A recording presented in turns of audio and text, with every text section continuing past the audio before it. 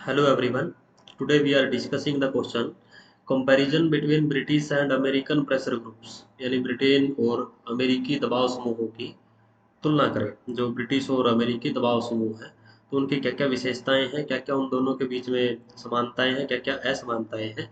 इस क्वेश्चन के ऊपर हम लोग इसमें डिस्कस करने वाले हैं। ओके, इसमें यदि हम लोग समानताओं की बात करें ब्रिटेन और अमेरिका के जो दबाव समूह हैं तो उसमें पहली है परिस्थिति जन्य स्वरूप, यानी जो जन्म हुआ है दोनों देशों में दबाव समूहों का, तो जैसे जैसे वहाँ की जो परिस्थितियां हैं उनमें परिवर्तन आया है उसके हिसाब से उनका विकास वहाँ पर हुआ है। कोई स्पेसिफिक कोई टाइम जोन नहीं है। और जैसे परिस्थितियां वहाँ की राजनीतिक परिस्थितियां, सामाजिक परिस्थितियां बदलती रही, वैसे ही वहाँ पर जो दबाव समूह है वो वर्तमान स्थिति तक वहाँ पे पहुँचे हैं। तो एक तो परिस्थितियों के हिसाब से यानी सरकमस्टांशियल ही जो है उनका ओरिजिन वहाँ पे हुआ है। ओके, नेक्स्ट है क्रांतिकारी प्रवृत्ति का न होना, यानी जो स्थापना है दबाव समूहों की तो वो संवैधानिक दायरे में रहकर ही वहाँ पर हुई है। और किसी भी तरह के ऐसे कोई अलगाववादी, कोई एग्रेसिव, कोई क्रांतिकारी हिंसात्मक साधनों का प्रयोग करने वाले दबाव समूहों की मौजूदगी वहाँ पर नहीं मिलती है। तो एक ये भी समानता दोनों देशों के दबाव समूहों के बीच में है। ठीक है, नेक्स्ट है सामान्य हितों के बजाय विशेष हितों पर गठित दबाव समूह, यानी जो प्रेशर ग्रुप्स हैं दोनों देशों में तो वो जो कॉमन इश्यूज हैं उनके ऊपर कम गठित हैं। स्पेशल जो ऑब्जेक्टिव्स हैं उनको पूरा करने के लिए दबाव समूह की स्थापना करी गई है। ट्रेड यूनियन से उनकी अपनी अलग समस्याएं हैं। जो भी जैसे प्रोफेशनल जो दबाव समूह है, उसमें टीचर्स का है, बैंकिंग सेक्टर्स का है, वकीलों का है, जो भी जैसे अलग अलग डिपार्टमेंट्स के कर्मचारी हों उनका है। इसके अलावा जैसे जो व्यापारिक दबाव समूह है, व्यापार से जुड़े हुए जो भी जैसे संगठन है तो उनके अपने अपने प्रेशर ग्रुप्स हैं। तो विशेष हितों के ऊपर आधारित दबाव समूहों की जो संख्या है वो सामान्य हितों पर आधारित दबाव समूहों की संख्या से कहीं ज़्यादा है। तो अधिकता यानी जो मेजोरिटी है वहाँ पे, तो वो स्पेशल ऑर्गेनाइजेशंस की है बजाय कि जनरल ऑर्गेनाइजेशंस के। ठीक है, नेक्स्ट है संस्थागत और समुदायात्मक स्वरूप, यानी एक तो जो संस्थागत तरीके का वो यूज करते हैं, अलग अलग जो वो बड़ी बड़ी संस्थाएं उन्होंने बना रखी हैं जिसके माध्यम से वो अपनी डिमांड उठाते हैं, अपनी बात को मनवाने की कोशिश करते हैं, सरकारी तंत्र के सामने अपनी बात रखते हैं। उसका रीज़न ये है कि दोनों देशों में औद्योगिकीकरण है, तो अलग तरीके की सोसाइटी वहाँ पर है। तकनीकी रूप से समृद्ध देश है, तो जो समाज है वहाँ पे, समाज की जो प्रकृति है वो बाकी देशों के बजाय अलग है। तो अलग तरीके की प्रेफरेंसेज हैं समाज की, अलग तरीके की उनकी समस्याएं हैं। तो उन समस्याओं के हल के लिए उन्होंने संस्थाओं का निर्माण कर रखा है और उसके द्वारा ही वो जो विशेष समुदाय है, विशेष जो सोसाइटी है, उसकी मांग को उठाने की वो कोशिश करते हैं। ओके, नेक्स्ट है निरंतर क्रियाशील, यानी जो भी जैसे ये विशेष प्रकार के समाज हैं, जो भी अमेरिका और ब्रिटेन में अलग तरीके की परिस्थितियां हैं, तो उनको पूरा करवाने के लिए जो प्रेशर ग्रुप्स वहाँ पे बनाए गए हैं तो वो कंटिन्यू जो वो एक्टिव रहते हैं, निरंतर वो क्रियाशील रहते हैं कि कोई न कोई गतिविधि वो करते रहते हैं ताकि पब्लिक जो हो उनके सपोर्ट में आए और जो भी सरकारी तंत्र है वो उनके दबाव में आकर के उनकी बात को माने। तो वो कुछ ना कुछ जो वो गतिविधियां, जो भी उनकी एक्टिविटीज है वो जारी रखते हैं। ओके, नेक्स्ट है संतुलन चक्र का कार्य करते हैं, यानी वहाँ पर जो बैलेंस है शासन में वो भी उसको भी एक किस्म से जो है वो संतुलित करने की कोशिश करते हैं, बैलेंस बनाते हैं वहाँ पे। क्योंकि जो सोसाइटी में अलग अलग हित होते हैं, अब एक हित के ऊपर आधारित अलग अनेकों दबाव समूह होते हैं। अनेकों दबाव समूहों में से कोई एंटी होता है, कोई किसी प्रकार की किसी की डिमांड होती है, तो इससे एक मोनोपोली नहीं बनने पाती है और एक ही दबाव समूह ज़्यादा स्ट्रोंग नहीं होने पाता है, तो उनमें बैलेंस बना रहता है। और सेकंड, इसमें जो गवर्नमेंट है उसको डिसीजन लेने के लिए भी ईजी रहता है, वो संतोषजनक जो निर्णय है सरकार, सेटिस्फैक्ट्री डिसीजंस जो वो इजीली ले सकती है। और एक बैलेंस जो हो वो इसी हिसाब से मेंटेन रहता है सोसाइटी के स्तर पर भी और उसमें शासन के स्तर पर भी। ठीक है, नेक्स्ट है पेशेवर नेतृत्व, यानी जो जो भी जैसे इनके लीडर्स होते हैं वो बड़े अलग तरीके के प्रोफेशनल लोग होते हैं और उनकी जो वर्किंग स्टाइल है वो डिफरेंट रहता है। अलग अलग तरीके से वो जो प्रलोभन है वो देने की कोशिश करते हैं, अपनी बात को मनवाने की कोशिश करते हैं और वो केवल इस मामले में ही जो वो ट्रेंड होते हैं। तो जो प्रेशर ग्रुप्स हैं तो प्रेशर ग्रुप्स की जो भूमिका है उसको बढ़ाने में, उनके डेवलपमेंट में जो लीडरशिप है उसका एक बहुत बड़ा योगदान रहता है। और जो नेतृत्व है वो बड़ा लगाव के निपुण नेतृत्व होता है। और अलग तरीके की रणनीतियां जो है वो इनकी रहती हैं, जो लीडरशिप के ऊपर डिपेंड करती है। Okay, now we are discussing about dissimilarities between the British and American pressure groups। जो भी अमेरिकन और ब्रिटिश प्रेशर ग्रुप्स हैं तो उनके बीच में अंतर क्या क्या है, असमानताएं क्या है, अब हम लोग उनकी बात करते हैं। तो उसमें पहला है जनता के दृष्टिकोण संबंधी अंतर यानी पब्लिक दबाव समूहों के बारे में क्या सोचती है, इसको लेकर के दोनों देशों में डिफरेंस है। अमेरिकी जो जनता है वो दबाव समूहों को ज़्यादा लाइक नहीं करती है, नकारात्मक उनकी फीलिंग्स हैं। वो लोग चाहते हैं कि दबाव समूह नहीं होने चाहिए, ये ठीक नहीं है। लेकिन इसके बावजूद भी वहाँ पर संख्या जो वो बढ़ रही है। तो लेकिन जो ब्रिटेन है, ब्रिटेन में दबाव समूहों को लेकर के इस तरह की कोई मानसिकता नहीं है, कोई पॉइंट ऑफ व्यू पब्लिक का नहीं है। और जैसा माना जाता है कि वहाँ पर वर्तमान में भी लगभग 100 सांसद वहाँ पे ऐसे हैं जो किसी न किसी दबाव समूह से वेतन ले रहे हैं बाकायदा। और वहाँ पे उस चीज़ को बिल्कुल जो वो डिनाई नहीं किया जाता, कोई उसको नेगेटिवली जो है वो एस्पेक्ट में नहीं देखा जाता है। और जैसे लेबर पार्टी है तो प्रेशर ग्रुप्स, बहुत सारे प्रेशर ग्रुप्स जो है उसमें पाए जाते हैं, उनका वो प्रतिनिधित्व करता है। तो इस वजह से जो जनता की धारणाएं हैं उसको लेकर के भी दोनों में डिफरेंस है। अमेरिका में नकारात्मक है, वहाँ पे सकारात्मक है। नेक्स्ट, आधारभूत भूमिका संबंधी अंतर। नेक्स्ट है आधारभूत भूमिका संबंधी अंतर, यानी जो बुनियादी भूमिका है वो कहाँ पर ज़्यादा है। ब्रिटेन में अमेरिका में क्योंकि शक्तियों के पृथक्करण के सिद्धांत को अपनाया गया है, सेपरेशन ऑफ पावर थ्योरी है वहाँ पे प्रिंसिपल है, क्योंकि कार्यपालिका विधान पालिका के बीच में अलग अंतर है और ज़्यादा कोई रिलेशन नहीं है। तो वो जो एक गैप है, उस गैप को भरने के लिए वहाँ पे प्रेशर ग्रुप्स की नीड है। लेकिन ऐसी कोई नीड ब्रिटेन में नहीं है, क्योंकि ब्रिटेन में पार्लियामेंट्री सिस्टम है और वहाँ पर संसदीय शासन प्रणाली है। तो इस वजह से वहाँ पर संसद और सरकार यानी विधान पालिका और कार्यपालिका के बीच में अच्छे रिलेशन है। और दोनों की जो कार्यपालिका होती है वो विधान पालिका के प्रति उत्तरदायी होती है। तो दोनों के बीच में जो कम्युनिकेशन गैप है किसी तरह का नहीं है। तो उनको भरने के लिए जो प्रेशर ग्रुप्स हैं उनकी इतनी बड़ी भूमिका जो है वो नहीं मानी जाती है। तो इस मामले में अमेरिका में जो आधारभूत भूमिका है वो ज़्यादा बनती है, ब्रिटेन में उतनी नहीं होती है।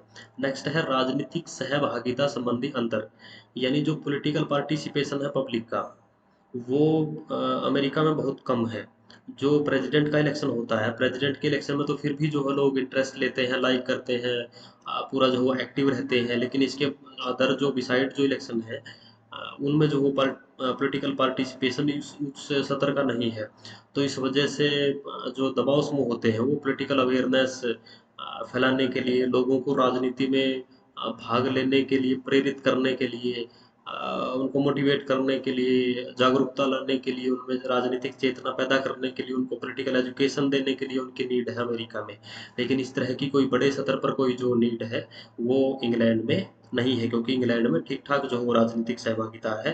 तो इस वजह से प्रेशर ग्रुप्स हालांकि पाए तो वहाँ पे जाते हैं इसलिए सतर पर, लेकिन उतने बड़े सतर पर उनकी भूमिका नहीं है जितनी अमेरिका में है। ओके, नेक्स्ट है रूपांतरण प्रक्रिया के आधार पर अंतर, यानी जो पब्लिक के द्वारा डिमांड करी जाती है, विभिन्न विषयों के ऊपर जो मांग करी जाती है पब्लिक के द्वारा सरकार से, सिस्टम से, तंत्र से, वो कैसे पूरी होती है नहीं होती है, वो जो पूरी प्रोसेसिंग रहती है उसके ऊपर पॉलिटिकल क्या डिसीजन लिए जाते हैं, सरकार क्या निर्णय लेती है, तो उसमें उसको लेकर के जो भूमिका है वो भी अमेरिका में भी उसको लेकर के भूमिका है, क्योंकि उनको क्लैरिफाई किया जाता है। पब्लिक की जो डिमांड्स हैं वो ये लगाओ कि अव्यवस्थित स्वरूप की हो सकती है। मीन्स उनको कोई चीज़ चाहिए तो हो बट उनको मांगने नहीं आ रही हो, तो उसको क्लैरिटी देने के लिए प्रेशर ग्रुप्स की नीड रहती है, ताकि वो स्पेसिफिकली वो डिमांड कर सके कि वास्तव में पब्लिक चाहती क्या है, कौन किस विषय के ऊपर कानून चाहती है, पॉलिसी चाहती है। इसी मामले में इंग्लैंड में भी रूपांतरण प्रक्रिया में भूमिका है दबाव समूह की, हम लोग ये नहीं कह सकते कि नहीं है, बट उतने बड़े स्तर पर नहीं है जितने बड़े स्तर पर अमेरिका में है। तो अमेरिका में जो रूपांतरण प्रक्रिया है, पब्लिक की मांग को सरकार तक पहुंचाने की जो प्रक्रिया है उसमें जो भूमिका है दबाव समूहों की, वो अमेरिका में ज़्यादा है, ब्रिटेन में थोड़ी सी कम है। नेक्स्ट है सामान्य हितों के आधार पर अंतर। जो अमेरिका है अमेरिका में वर्तमान में जो एक ट्रेंड चल रहा है, जो पब्लिक इश्यूज हैं, यानी जो सार्वजनिक विषय हैं, उन सार्वजनिक विषयों के ऊपर आधारित जो संगठन है वो वहाँ पे ज़्यादा बनाए जा रहे हैं। मान लो कोई कॉमन प्रॉब्लम्स है, फॉर एग्जांपल एनवायरनमेंट की समस्या है, बहुत कॉमन समस्या है, पूरी दुनिया की समस्या है, तो पब्लिक इशू है, तो इसके ऊपर आधारित कोई संगठन हो सकता है जो इस तरह की डिमांड करे सरकार से कि सरकार को इसके ऊपर कोई काम करना चाहिए। तो सार्वजनिक हितों की जो एक किस्म से उसको पूर्ति करवाने के लिए जो दबाव समूह है, उनका प्रचलन वर्तमान में बढ़ रहा है।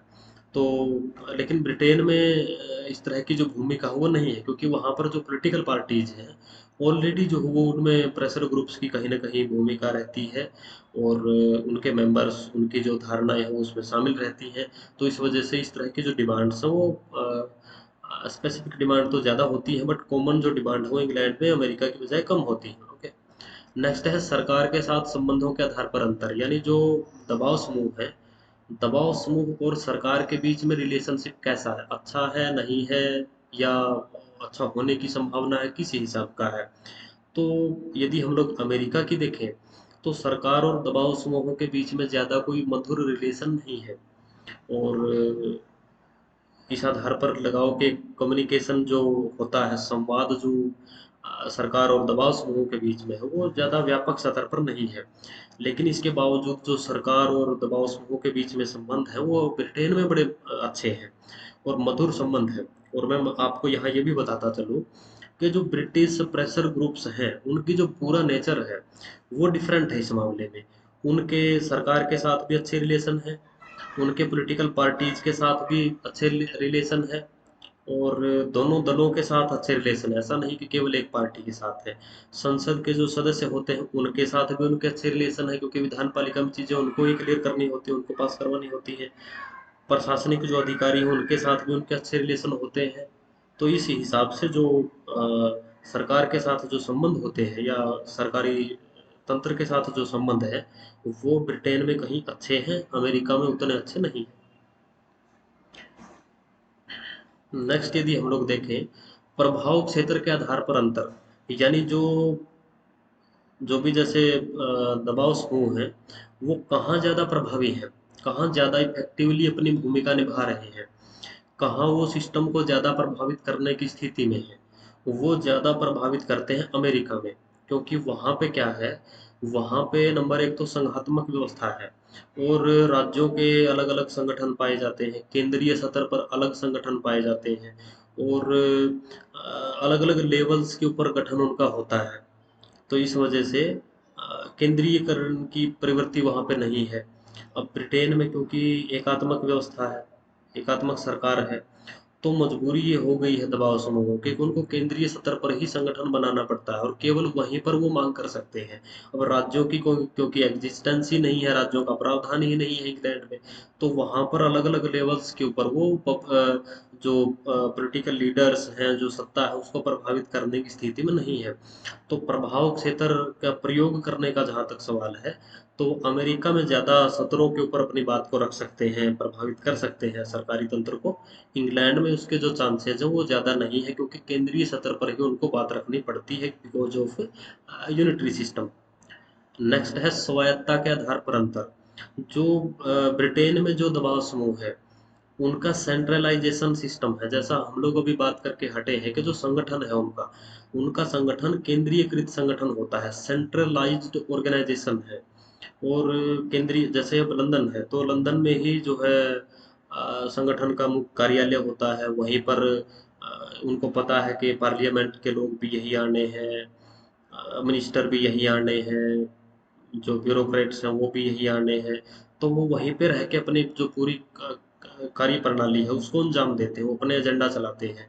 लेकिन क्योंकि यूएसए में निचले स्तर पर भी संगठन होते हैं, और एक और क्योंकि वहाँ पे राजनीतिक दलों का भी बहुत ही ढीला ढाला संगठन है, और ठीक इसी वजह से दबाव समूहों के भी जो संगठन है जो निचले स्तर पर है। तो अब फॉर एग्जांपल वाशिंगटन डीसी में कोई संगठन है, और निचले स्तर पर कैलिफोर्निया स्टेट में भी संगठन है, तो वाशिंगटन डीसी का जो भी जैसे दबाव समूह का कार्यालय है उसकी उतने बड़े स्तर पर नियंत्रण नहीं है निचले जो वहाँ पर शाखाएं हैं, ब्रांचेज हैं वहाँ पे प्रेशर ग्रुप्स की। तो इस हिसाब से वो एक किस्म से स्वायत्त होकर के काम करते हैं, वो स्वतंत्र तरीके से अपना काम करते हैं। तो स्वायत्तता की यदि हम लोग बात करें कि कौन ज़्यादा फ्रीली काम कर सकते हैं, तो वो फ्रीली काम होता है यूएसए में, ज़्यादा स्वायत्तता है दबाव समूहों के पास। ब्रिटेन में इस तरह की व्यवस्था जो हुआ नहीं हो पाती है। ओके। लास्ट है तरीकों के आधार पर अंतर, यानी जो किन किन मेथड्स का, टेक्निक्स का प्रयोग करते हैं, जो भी उनकी वर्किंग पैटर्न है वो किस हिसाब का रहता है। ब्रिटेन में ज़्यादा संवैधानिक तरीकों का प्रयोग करते हैं दबाव समूह। दबाव समूह बहुत ही शांतिपूर्ण तरीके से अपनी बात उठाने की कोशिश करते हैं, और जो भी संवैधानिक तरीके बनते हैं, संविधान के दायरे में रहकर ही, राजनीतिक प्रक्रिया के तौर तरीकों को निभाकर ही वो अपनी बात मनवाते हैं, और ज़्यादा वो दबाव डालने की कोशिश नहीं करते हैं कि एग्रेसिवली वो पेश नहीं आते हैं, और नेगेटिव कोई तरीका यूज नहीं करते हैं। लेकिन इसके बजाय यदि हम लोग अमेरिकी दबाव समूहों की बात करें, तो वहाँ पर करप्शन का भी सहारा लिया जाता है। लॉबिंग एक बहुत बड़ा फैक्टर है वहाँ पे। लॉबिंग का बहुत बड़े स्तर पर प्रयोग किया जाता है। और लॉबिंग का मीन्स होता है कि जो भी, जैसे विधान पालिका के जो सांसद आते हैं, तो उन सांसदों को प्रभावित करके कानूनों को अपने पक्ष में बनवाने की कोशिश करते हैं लॉबिंग करके।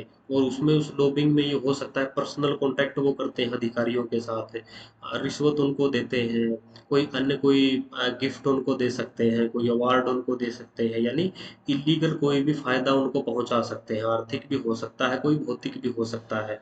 तो इस वजह से तरीकों के आधार पर भी ज़्यादा शांतिपूर्ण तरीकों का, संवैधानिक तरीकों का प्रयोग करते हैं इंग्लैंड में, और असंवैधानिक तरीकों का, अवैधानिक तरीकों का प्रयोग जो है वो, बेईमानी के तरीकों का प्रयोग अमेरिका के दबाव समूह करते हैं। ठीक है। तो हम लोग बात कर रहे थे जो ब्रिटेन और अमेरिका में जो दबाव समूह पाए जाते हैं, उनके बीच में क्या क्या तुलना, जो असमानताएं हैं, वो हमने इस क्वेश्चन में डिस्कस करी। ओके। Thank you.